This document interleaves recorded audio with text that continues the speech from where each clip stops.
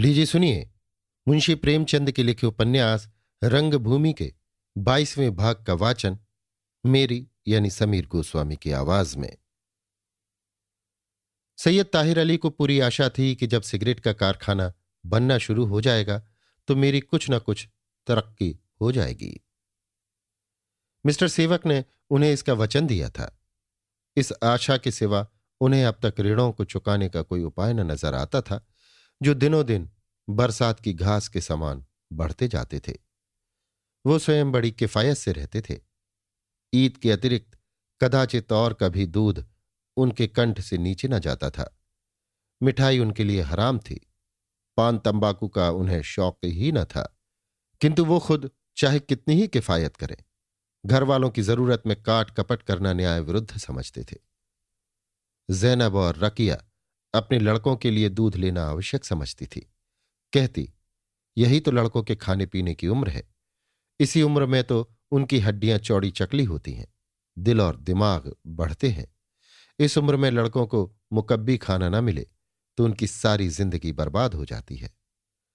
लड़कों के विषय में ये कथन सत्य हो या नहीं, पर पान तंबाकू के विषय में ताहिर अली की विमाताएं जिस युक्ति का प्रतिपादन करती थी उसकी सत्यता स्वयं सिद्ध थी। स्त्रियों का इनके बगैर निभाह ही नहीं हो सकता। कोई देखे तो कहे, क्या इनके यहां पान तक मैसर नहीं? यही तो अब शराफत की एक निशानी रह गई है। मामाएं नहीं, खवासे नहीं, तो क्या पान से भी गए?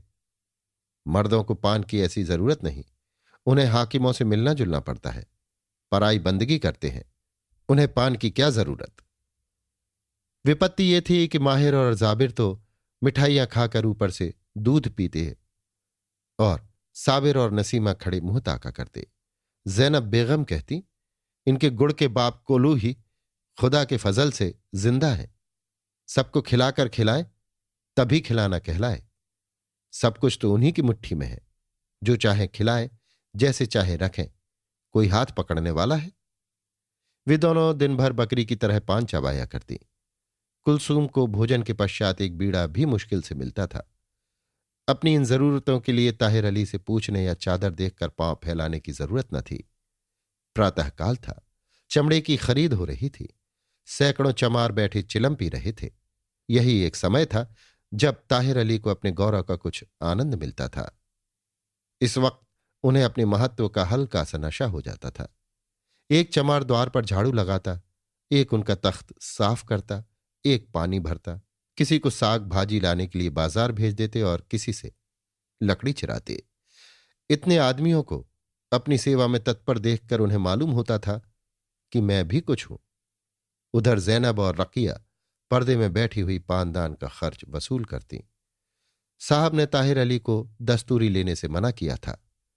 स्त्रियों को पान पत्ते का खर्च लेने का निषेध न किया था।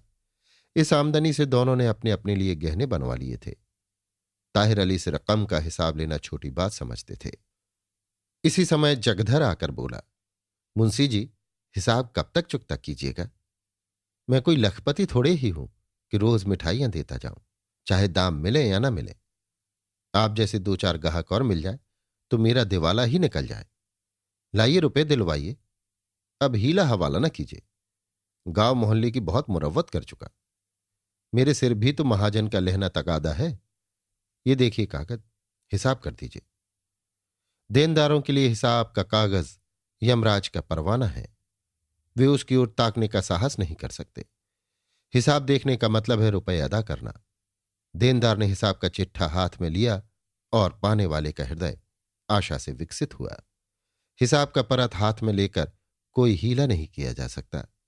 यही कारण है कि देनदारों को खाली हाथ हिसाब देखने का साहस नहीं होता। ताहिर अली ने बड़ी नम्रता से कहा, भाई हिसाब सब मालूम है। अब बहुत जल्द तुम्हारा बकाया साफ हो जाएगा। 2-4 दिन और सब्र करो। जगधर, कहां तक सब्र करूं साहब? 2-4 दिन करते करते तो महीनों हो गए। मिठाइयां खाते बखत तो मीठी मालूम होती हैं, दाम देते क्यों कड़ुआ लगता है? ताहिर, बिरादर आजकल जरा तंग हो गया हूं, मगर अब जल्द कारखाने का काम शुरू होगा, मेरी भी तरक्की होगी, बस तुम्हारी एक एक कौड़ी चुका दूंगा। जगधर, ना साहब, आज तो मैं रुपए लेकर ही जाऊंगा। महाजन के रुपए न दूंगा तो आज मुझे छटाक भर भी सौदा न मिलेगा। भगवान जानते हैं जो मेरे घर में टका भी हो। ये समझिए कि आप मेरा नहीं अपना दे रहे हैं। आपसे झूठ बोलता हूं तो जवानी काम ना आए। रात बाल बच्चे भूखे ही सो रहे। सारे मोहल्ले में सदा लगाई, किसी ने 4 आने पैसे न दिए। चमारों के चौधरी को जगधर पर दया आ गई। ताहिर अली से बोला, मुंशी जी मेरा पावना इन्हीं को दे दीजिए, मुझे 2-4 दिन में दे दीजिएगा। ताहिर, जगधर में खुदा को गवाह करके कहता हूं मेरे पास रुपए नहीं है। खुदा के लिए 2-4 दिन ठहर जाओ। जगधर, मुंशी जी झूठ बोलना गाय खाना है। महाजन के रुपए आज ना पहुंचे तो कहीं का न रहूंगा। ताहिर अली ने घर में आकर कुलसुम से कहा, मिठाई वाला सिर पर सवार है, किसी तरह टलता ही नहीं। क्या करूं? रोकड़ में से 10 रुपए निकाल कर दे दूं? कुलसुम ने चिढ़कर कहा, जिसके दाम आते हैं वो सिर पर सवार होगा ही। अम्मा जानों से क्यों नहीं मांगते? मेरे बच्चों को तो मिठाई मिली नहीं, जिन्होंने उचक उचक कर खाया खिलाया है। वे दाम देने की बेर क्यों भीगी बिल्ली बनी बैठी हुई हैं? ताहिर, इसी मारे तो मैं तुमसे कोई बात नहीं कहता। रोकड़ से ले लेने में क्या हरज है? तनख्वाह मिलते ही जमा कर दूंगा। कुलसुम, खुदा के लिए गजब न करना। रोकड़ को काला सांप समझो। कहीं आज ही साहब रकम की जांच करने लगे तो?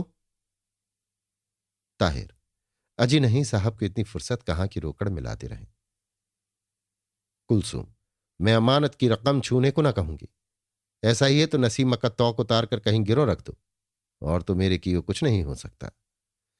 ताहिर अली को दुख तो बहुत हुआ, पर करते क्या। नसीमा का तौक निकालते थे और रोते थे। कुलसुम उसे प्यार करती थी और फुसलाकर कहती थी, तुम्हें नया तौक बनवाने जा रहे हैं।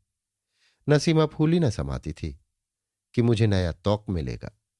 तौक रूमाल में लिए हुए ताहिर अली बाहर निकले और जगधर को अलग ले जाकर बोले, भाई इसे ले जाओ, कहीं गिरों रखकर अपना काम चलाओ, घर में रुपए नहीं है। जगधर, उधार सौदा बेचना पाप है, पर करूं क्या? नगद बेचने लगूं तो घूमता ही रह जाऊं। ये कहकर उसने सकचाती हुए तौक ले लिया और पछताता हुआ चला गया। कोई दूसरा आदमी अपने ग्राहक को इतना दिख करके रुपए न वसूल करता। उसे लड़की पर दया आ ही जाती, जो मुस्कुराकर कह रही थी, मेरा तौक कब बनाकर लाओगे? परंतु जगधर गृहस्थी के असह्य भार के कारण उससे कहीं असज्जन बनने पर मजबूर था, जितना वो वास्तव में था। जगधर को गए आध घंटा भी न गुजरा था कि बजरंगी त्योरियां बदले हुए आकर बोला, मुंशी जी रुपए देने हो तो दीजिए, नहीं कह दीजिए। बाबा हमसे नहीं हो सकता, बस हम सबर कर लें, समझ लेंगे कि एक गाय नहीं लगी। रोज रोज दौड़ाते क्यों हैं? ताहिर, बिरादर जैसे इतने दिनों तक सब्र किया है, थोड़े दिन और करो। खुदा ने चाहा तो अब की तुम्हारी एक पाई भी न रहेगी। बजरंगी, ऐसे वादे तो आप 20 बार कर चुके हैं। ताहिर, अब की पक्का वादा करता हूं। बजरंगी, तो किस दिन हिसाब कीजिएगा? ताहिर अली असमंजस में पड़ गए, कौन सा दिन बतलाएं। देनदारों को हिसाब के दिन का उतना ही भय होता है जितना पापियों को। वे 2-4 बहुत जल्द, आजकल में आदि अनिश्चयात्मक शब्दों की आड़ लिया करते हैं। ऐसे वादे पूरे किए जाने के लिए नहीं, केवल पाने वालों को टालने के लिए किए जाते हैं। ताहिर अली स्वभाव से खरे आदमी थे। तकाजों से उन्हें बड़ा कष्ट होता था। वो तकाजों से उतना ही डरते थे जितना शैतान से। उन्हें दूर से देखते ही उनके प्राण पखेरु छटपटाने लगते थे। कई मिनट तक सोचते रहे क्या जवाब दूं। खर्च का ये हाल है और तरक्की के लिए कहता हूं तो कोरा जवाब मिलता है। आखिरकार बोले, दिन कौन सा बताऊं? 4-6 दिन में जब आ जाओगे उसी दिन हिसाब हो जाएगा। बजरंगी, मुंशी जी मुझसे उड़न घाइयां ना बताइए। मुझे भी सब तरह के गाहकों से काम पड़ता है। अगर 10 दिन में आऊंगा तो आप कहेंगे इतनी देर क्यों की? अब रुपए खर्च हो गए। 4-5 दिन में आऊंगा तो आप कहेंगे अभी तो रुपए मिले ही नहीं। इसलिए मुझे कोई दिन बता दीजिए जिसमें मेरा भी हरज ना हो और आपको भी सुविधा हो। ताहिर, दिन बता देने में मुझे कोई उज्र ना होता, लेकिन बात यह है कि मेरी तनख्वाह मिलने की कोई तारीख मुकर्रर नहीं है। 2-4 दिनों का हेर फेर हो जाता है। 1 हफ्ते के बाद किसी लड़के को भी भेज दोगे तो रुपए मिल जाएंगे। बजरंगी, अच्छी बात है, आप ही का कहना सही। अगर आपकी वादा खिलाफी कीजिएगा तो फिर मांगने ना आऊंगा। बजरंगी चला गया तो ताहिर अली डींगे मारने लगे। तुम लोग समझते होगे ये लोग इतनी इतनी तलब पाते हैं, घर में बटोर कर रखते होंगे, और यहां खर्च का ये हाल है कि आधा महीना भी नहीं खत्म होता और रुपए उड़ जाते हैं। शराफत रोग है और कुछ नहीं। एक चमार ने कहा, हुजूर, बड़े आदमियों का खर्च भी बड़ा होता है। आप ही लोगों की बदौलत तो गरीबों की गुजर होती है। घोड़े की लात घोड़ा ही सह सकता है। ताहिर, अजी सिर्फ पान में इतना खर्च हो जाता है कि उतने में दो आदमियों का अच्छी तरह गुजर हो सकता है। चमार, हुजूर देखते नहीं है क्या, बड़े आदमियों की बड़ी बात होती है। ताहिर अली के आंसू अच्छी तरह न पूछने पाए थे कि सामने से ठाकुर दीन आता हुआ दिखलाई दिया। बेचारे पहले ही से कोई बहाना सोचने लगे। इतने में उसने आकर सलाम किया और बोला, मुंशी जी, कारखाने में कब से हाथ लगेगा? ताहिर, मसाला जमा हो रहा है, अभी इंजीनियर ने नक्शा नहीं बनाया है, इसी वजह से देर हो रही है। ठाकुर दी, इंजीनियर ने भी कुछ लिया होगा।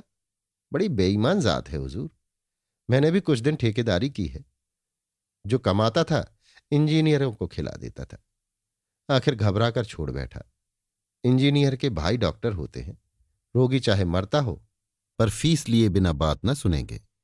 फीस के नाम से रियायत भी करेंगे तो गाड़ी के किराए और दवा के दाम में कस लेंगे, हिसाब का परत दिखाकर। जरा इधर भी एक निगाह हो जाए। ताहिर, सब मालूम है, तुमने गलत थोड़े ही लिखा होगा। ठाकुर जी, हुजूर, ईमान है तो सब कुछ है। साथ कोई न जाएगा तो मुझे क्या हुक्म होता है। ताहिर, 2-4 दिन की मोहलत दो। ठाकुर दीन, जैसी आपकी मर्जी। हुजूर, चोरी हो जाने से लाचार हो गया, नहीं तो 2-4 रुपयों की कौन बात थी। उस चोरी में तबाह हो गया, घर में फूटा लोटा तक न बचा। दाने को मोहताज हो गया हुजूर। चोरों को आंखों के सामने भागते देखा, उनके पीछे दौड़ा, पागल खाने तक दौड़ता चला गया। अंधेरी रात थी, ऊंच खाल कुछ न सूझता था। एक गड्ढे में गिर पड़ा, फिर उठा। माल बड़ा प्यारा होता है, लेकिन चोर निकल गए थे। थाने में इत्तला की, थानेदारों की खुशामद की। मुदा गई हुई लक्ष्मी कहीं लौटती है तो कब आऊं? ताहिर, तुम्हारे आने की जरूरत नहीं, मैं खुद भिजवा दूंगा। ठाकुर दी, जैसी आपकी खुशी, मुझे कोई उजर नहीं है। मुझे तगादा करते आप ही शर्म आती है। कोई भला मानुस हाथ में पैसे रहते हुए टाल मटोल नहीं करता, फौरन निकाल कर फेंक देता है। आज जरा पान लेने जाना था, इसलिए चला आया था। सब ना हो सके तो थोड़ा बहुत दे दीजिए। किसी तरह काम ना चला तब आपके पास आया। आदमी पहचानता हूं हुजूर, पर मौका ऐसा ही आ पड़ा है। ठाकुर दीन की विनम्रता और प्रफुल्लित सहृदयता ने ताहिर अली को मुग्ध कर दिया। तुरंत संदूक खोला और 5 रुपए निकालकर उसके सामने रख दिए। ठाकुर दीन ने रुपए उठाए नहीं, एक क्षण के लिए कुछ विचार करता रहा, तब बोला, ये आपके रुपए हैं कि सरकारी रोकड़ के हैं? ताहिर, तुम ले जाओ, तुम्हें आम खाने से मतलब है कि पेड़ गिरने से? ठाकुर दीन, नहीं मुंशी जी, ये ना होगा। अपने रुपए हो तो दीजिए, मालिक की रोकड़ हो तो रहने दीजिए, फिर आकर ले जाऊंगा। आपके 4 पैसे खाता हूं तो आपको आंखों से देखकर गड्ढे में न गिरने दूंगा। बुरा मानिए तो मान जाइए, इसकी चिंता नहीं। साफ बात करने के लिए बदनाम हूं। आपके रुपयों अलल्ले तलल्ले खर्च होंगे तो एक दिन आप धोखा खाएंगे। सराफत ठाट बाट बढ़ाने में नहीं है, अपनी आबरू बचाने में है। ताहिर अली ने सजन नयन होकर कहा, रुपए लेते जाओ। ठाकुर दीन उठ खड़ा हुआ और बोला, जब आपके पास हो तब देना। अब तक तो ताहिर अली को कारखाने के बनने की उम्मीद थी। इधर आमदनी बढ़ी, उधर मैंने रुपए दिए। लेकिन जब मिस्टर क्लार्क ने अनिश्चित समय तक के लिए कारखाने का काम बंद करवा दिया, तब ताहिर अली का अपने लेनदारों को समझाना मुश्किल हो गया। लेनदारों ने ज्यादा तंग करना शुरू किया। ताहिर अली बहुत चिंतित रहने लगे। बुद्धि कुछ काम न करती थी। कुलसूम कहती थी, ऊपर का खर्च सब बंद कर दिया जाए। दूध, पान और मिठाइयों के बिना आदमी को कोई तकलीफ नहीं हो सकती। ऐसे कितने आदमी हैं जिन्हें इस जमाने में ये चीजें मयस्सर हैं। और कि क्या कहूं, मेरे ही लड़के तरसते हैं। मैं पहले भी समझा चुकी हूं और अब फिर समझाती हूं कि जिनके लिए तुम अपना खून और पसीना एक कर रहे हो, वे तुम्हारी बात भी न पूछेंगे। पर निकलते ही साफ उड़ ना जाएं तो कहना, अभी से रुख देख रही हूं। औरों को सूद पर रुपए दिए जाते हैं, जेवर बनवाए जाते हैं, लेकिन घर के खर्च को कभी कुछ मांगो तो टका सा जवाब मिलता है, मेरे पास कहां। तुम्हारे ऊपर इन्हें कुछ तो रहम आना चाहिए।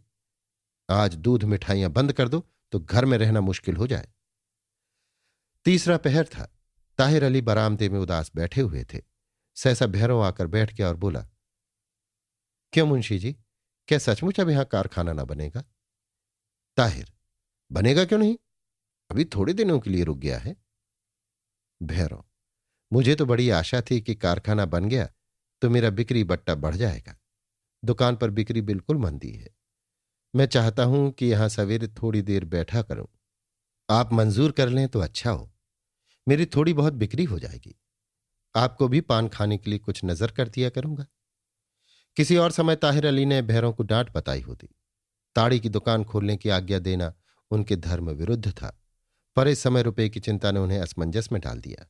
इससे पहले भी धनाभाव के कारण उनके कर्म और सिद्धांत में कई बार संग्राम हो चुका था और प्रत्येक अवसर पर उन्हें सिद्धांतों ही का खून करना पड़ा था। आज वही संग्राम हुआ और फिर सिद्धांतों ने परिस्थितियों के सामने सिर झुका दिया। सोचने लगे, क्या करूं, इसमें मेरा क्या कसूर? मैं किसी बेजा खर्च के लिए शरह को नहीं तोड़ रहा हूं। हालत ने मुझे बेबस कर दिया है। कुछ झेपते हुए बोले, यहां ताड़ी की बिक्री ना होगी? भैरव, हुजूर, बिक्री तो ताड़ी की महक से होगी। नशेबाजों की ऐसी आदत होती है कि ना देखें तो चाहे बरसों ना पिएं, पर नशा सामने देखकर उनसे नहीं रहा जाता। ताहिर, मगर साहब के हुक्म के बगैर मैं कैसे इजाजत दे सकता हूं? भैरव, आपकी जैसी मर्जी। मेरी समझ में तो साहब से पूछने की जरूरत ही नहीं। मैं कौन यहां दुकान रखूंगा? सवेरे एक घड़ा लाऊंगा, घड़ी भर में बेचकर अपनी राह लूंगा। उन्हें खबर ही ना होगी कि यहां कोई ताड़ी बेचता है। ताहिर, नमक हरामी से खाते हो क्यों? भैरव, हुजूर, इसमें नमक हरामी का है कि? अपने दांव घात पर कौन नहीं लेता। सौदा पट गया। भैरव एक मुश्त 15 रुपए देने को राजी हो गया। जाकर सुभागी से बोला, देख सौदा कराया ना, तू कहती थी वो कभी ना मानेंगे। इस्लाम है, उनके यहां ताड़ी शराब मना है। पर मैंने कहना दिया था कि इस्लाम हो चाहे बामन हो, धर्म कर्म किसी में नहीं रह गया। रुपए पर सभी लपक पड़ते हैं। ये मियाँ लोग बाहर ही से उजले कपड़े पहने दिखाई देते हैं, घर में भुनी भांग नहीं होती। मियाँ ने पहले तो दिखाने के लिए इधर उधर किया, फिर 15 रुपए में राजी हो गए। 15 रुपए तो 15 दिन में सीधे हो जाएंगे। सुभागी पहले घर की मालकिन बनना चाहती थी, इसलिए रोज डंडे खाती थी। अब वो घर भर की दासी बनकर मालकिन बनी हुई है। रुपए पैसे उसी के हाथ में रहते हैं। सास जो उसकी सूरत से जलती थी, दिन में 100 बार उसे आशीर्वाद देती है। सुभागी ने चटपट रुपए निकालकर भैरों को दिए।